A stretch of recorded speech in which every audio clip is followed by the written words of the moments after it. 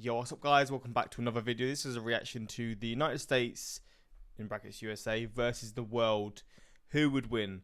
Now, first sort of guesses or assumptions would be the world, because so many people, there's obviously other powerful countries in the world. But what I've learned is the US is very strong, like to a level that's not really comparable to any country at all. But then when you combine all the countries, I'm just sort of thinking, how would it even be a conversation? The fact that, I mean, I don't know if it is a conversation, to be fair. Maybe this video is just making it one. But the fact that it's even a conversation in this case is pretty wild. But again, do I think there'd be competition? Or not competition. Do I think this would be a debate?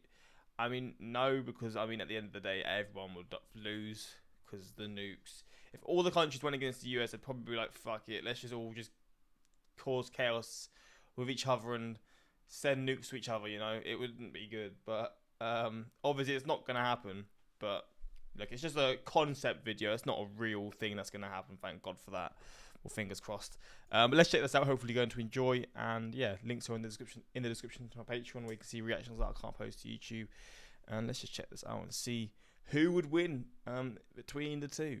A superpower can be defined as a state with the ability to project power or exert influence on a global scale, usually in more than one region at a time. I guess this is actually a small, not a small thing, quite a big thing in this. They've got lots of bases everywhere. Would these be important if it came to an all-out war between the US and the world? Maybe not, because I don't know if they'd be able to get to these, but if they've got people already in these locations, then I guess it does give them not a head start, but it's sort of like they're fighting from their own countries within the world, in a sense. Maybe not, I don't know. The United States has been the world's sole superpower since the fall of the Soviet Union in 1991, holding an unrivaled degree of economic and military dominance around the globe. Even today, with the rise of China, the US still remains by far the most powerful country, still far outstripping competitors in national power. It still has 3 times China's wealth and 5 times its military capabilities. And that's not to mention its enormous advantages in geography, demographics, and more. All things considered, it doesn't seem likely that the US is losing its... I say culture is the main thing. The US culture, I say there's quite a lot, but the US culture is everywhere. The US culture has sort of turned into the culture, I don't want to say of the world, because maybe some worlds don't care, but some countries don't care, but I would say a good 80% of this planet, the culture isn't like based on the US, but like you look at the music, the films, I'm sort of talking about in that sense, obviously social media, so many things, man, so many things. Status as global hegemon anytime soon. But hypothetically, what would happen if America found itself in a conflict against the entire rest of the world? Would the country still have the power to achieve victory, or would it be worn down and defeated? Today, Surely. We'll take a closer look at these questions, with a USA versus the world wargame.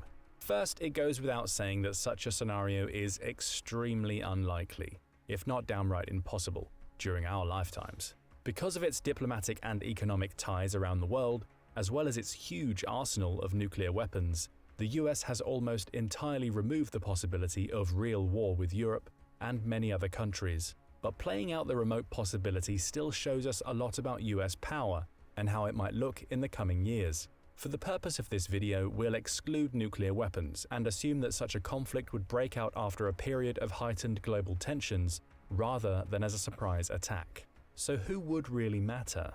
The biggest challenges to the US in terms of actual military capability would certainly be China. Western European nations would be a close second, as they are wealthy and have stockpiles of advanced weapons and technology. While Russia, once considered to be America's main military challenger, its invasion of Ukraine has made clear that the country is something of a paper tiger, especially if its nuclear stockpile is out of the equation. India is another potential player, with the world's largest population and substantial military hardware. Together, China, Russia, India, and Europe account for the majority of the world's military spending outside of the US. In our hypothetical, let's say these countries all align against the US, with the rest of the world primarily contributing materiel or financial support. While this is extremely simplified, the fact of the matter is that most countries do not have the resources to project power beyond their borders or immediate region. making an attack on the US impossible. So let's say war breaks out. The first major difficulty with a global offensive against the US would be geographic. Surrounded by water on two sides, and Mexico and Canada to the north and south, any physical attack against the US would face major challenges. First, it would mean mounting either an enormous amphibious assault from one of the coasts, or attempting to invade via land. But the deserts in the southwest and the Great Lakes in the Midwest insulate the country's major population centers from a potential invasion staged from Canada and Mexico. An invasion from outside North America would require massive fronts and long supply chains across the Pacific or Atlantic Oceans, leading to a dramatic reduction of overall power projection. Military expert Dylan Lurk has noted that even the largest amphibious assault in history on either the west coast or the east coast would be too insignificant to Jesus Christ, too insignificant. God damn, the whole world is still too insignificant to do anything.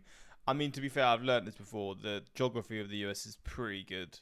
I mean, you couldn't really ask for much more. You're just, again, obviously not in this scenario, but you're surrounded by two countries that they are allies in like the real world, allies with. And then they've got massive oceans between them from both sides, or all sides. So yeah, they're pretty blessed in that department. Require an effective beachhead. If every foreign power managed to coordinate such a massive operation, and do so while remaining undetected under the enormous reach and power of the American intelligence apparatus, it would still have issues building up a force of any significant size before being pushed back into the sea. In addition, the strategic Hawaiian island chain acts as a gateway to the US mainland for attacks from the Pacific, and is protected by a significant military presence. Similarly, military installations in Alaska provide protection against any invasion from along the Arctic or Northwest. An attack from Mexico would probably be more feasible due to the Great Lakes blocking much of the Canadian border.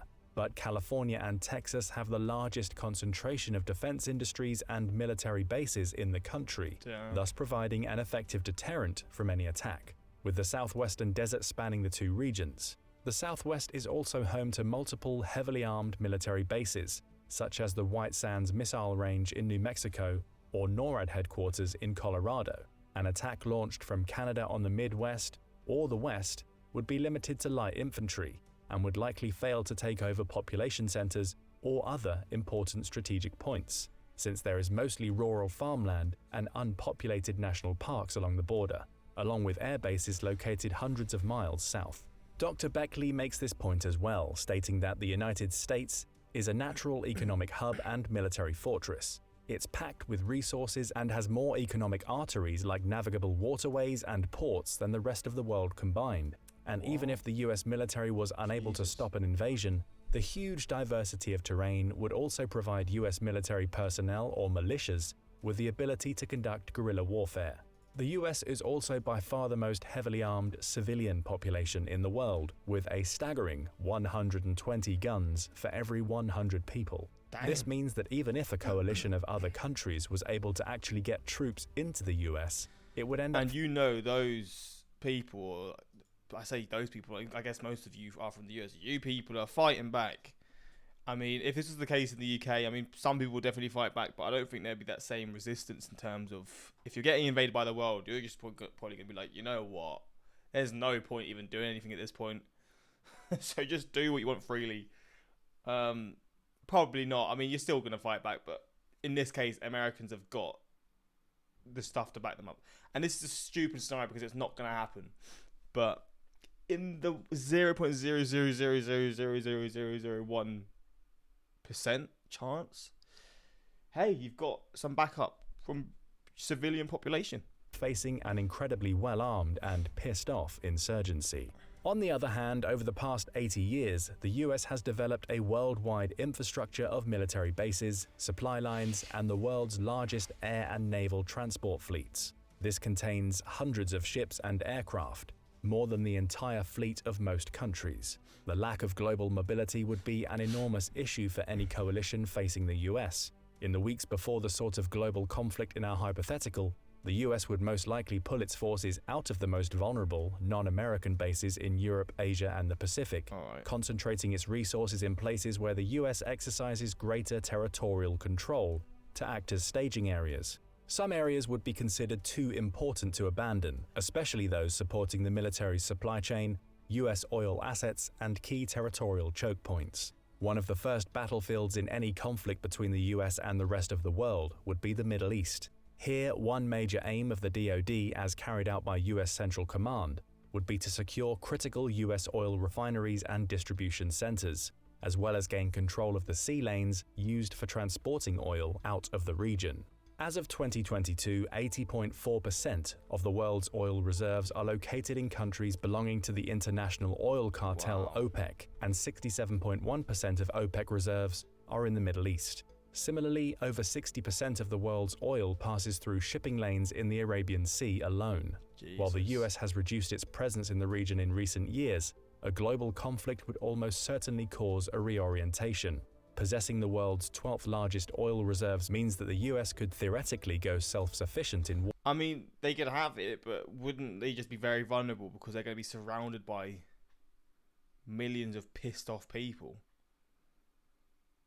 Or pissed off people from the army, I don't know. I mean, it's a theoretical idea, right? And maybe they could withstand it, they could withhold it. No matter who's coming, they could just be like, yep, we can continue doing this whilst protecting ourselves, but wartime. Who knows? But control of some Middle Eastern reserves would make guaranteeing its supply much easier. Similarly, it would allow the US to deny oil to much of the rest of the world and undermine the coalition's economies and military production. Europe, which would represent the US's most significant adversary, receives a significant amount of its crude oil and natural gas from the Middle East. This means that US military control of the region would harm Europe's ability to sustain a war effort for any extended period of time. China would face a similar issue, as over half of all its oil comes from the Middle East, making the region among one of the most likely fronts in a global war with the US. At the start of the conflict, the US would first strike at oil-related facilities across the Middle East, using carrier-based strike aircraft plus medium and long-range ballistic missiles. US power projection means that even without bases in Afghanistan, the military could easily hit targets anywhere from the Mediterranean to the Strait of Hormuz. While regional powers could offer some resistance, none of them have anywhere close to the manpower or firepower needed to stop the US in an all-out war. While Israel, Saudi Arabia, the UAE, and several others do have modern fighter jets and other weaponry, even they would not last very long up against the might of the DoD. And because each is an independent country, Israel fighting the US, and Israel and like the Middle East getting along, that would be a straight. That's probably even less likely than this title, to be honest. Intelligence and resource sharing among them would also be limited, further reducing the region's ability to stand up to the US in a shooting war. Most of their assets' signals would also likely be jammed by America's powerful electronic warfare capabilities, which would disrupt enemy communications, targeting, and guidance systems across the region. The greatest threat to US control of the Middle East in our scenario comes from ground-based air defenses, as even older systems can shoot unsuspecting fighter jets from the sky. However, unlike Russia's recent experience in Ukraine, the US has actually proven that it can effectively destroy another nation's air defense network, as it did during Desert Storm in the 1990s. Today, this might be even easier due to the enormous arsenal of drones the US has access to. Most US losses in the air would likely come from such drones, as well as fourth-generation jets like the F-15, while its more modern F-18s and F-22s could evade all but the best air defense systems. After establishing air superiority, the US would then work to control all choke points into and out of the region, especially the easily blocked Suez Canal, where over 12% of global trade passes through. If it was able to effectively keep regional control over the Middle East and its resources, the US would have a decent shot at winning against the rest of the world. A second major battlefield would be the Pacific, where the US would probably use its fleet to keep China and other East Asian nations contained and stop them from attacking the West Coast.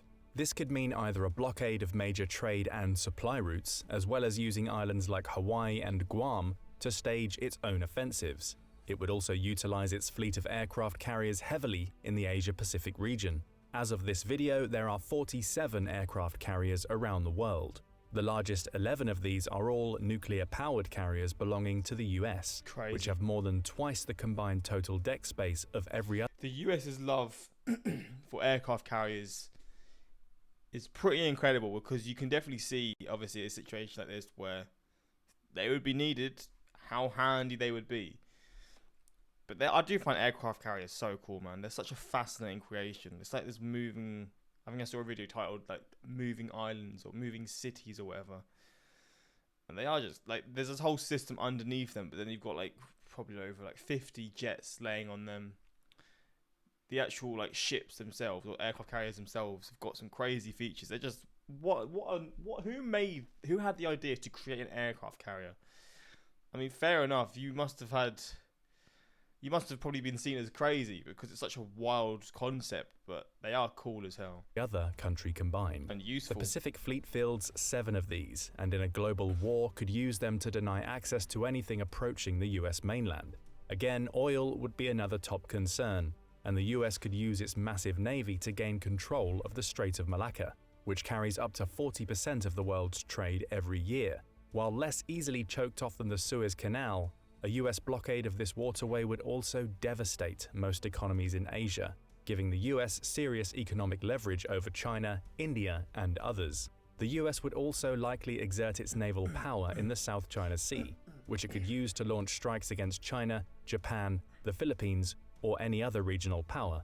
Heavy fighting would ensue across the sea and air domains all around the South China Sea, and could account for the heaviest US casualties in any theater of this hypothetical war. Another potential target is Taiwan, where over 90% of the world's advanced microchips are currently fabricated. The US might even need to seize and try to occupy the island to stop the global coalition from dominating the production of modern I think this is slowly starting to change though since this video was made. I think that is slowly changing anyway. electronics. To do so, the US would inevitably have to challenge China as well. Chinese air defenses and ballistic missile capabilities are already powerful alone, and if combined with the assets of every other country in the region, could potentially pose a problem for the US. The naval base on Guam would be especially vulnerable to strikes by ballistic missiles, which could overwhelm its limited air defenses. Even so, the US Navy is so powerful that every country in the East Pacific combined would be occupied with fending it off, and probably could not launch their own strikes on the US mainland. And because the US Navy is larger than those of the next 8 countries combined, it could easily fight in 2 or 3 theaters at once, making simultaneous blockades of Europe, the Middle East, and Asia Pacific a real possibility. Another aspect of a global war would involve submarines, which unsurprisingly the US has more of than almost anyone else. Its fleet contains 53 fast attack submarines, 14 Look at that picture of this video. There's a flipping that dolphin next to a flipping submarine. nuclear-capable ballistic missile subs, and 4 guided missile subs.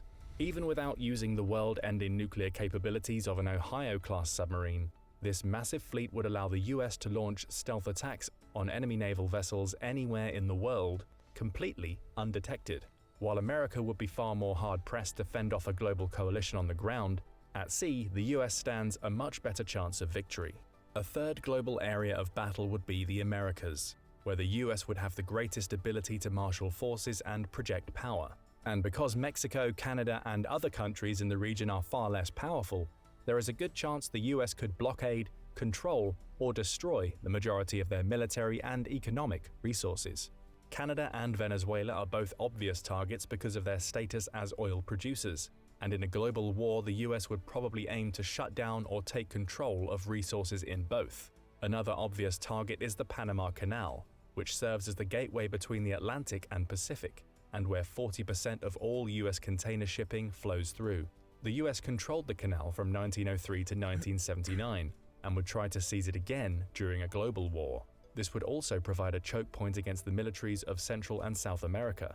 Chile is another potential target as the country supplies 28% of the world's copper, critical for the production of modern electronics. Now, obviously, a hypothetical alliance of every other country in the world would have the numerical advantage in overall troops and economic resources. But keep in mind that as of 2022, US military spending was $877 billion, constituting 40% of the global total and more than the next 10 countries combined. Today, this enormous sum still only accounts for about 3% of the country's GDP.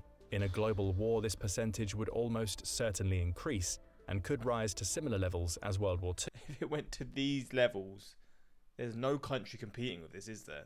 Combined, because that's trillion. That's trillions. That's god damn, bro. I mean, yeah. Jesus. When US military spending accounted for over 40% of national GDP. Today, that would mean somewhere close to $10 trillion a year in military spending from the US alone, nearly 5 times the global total from 2022.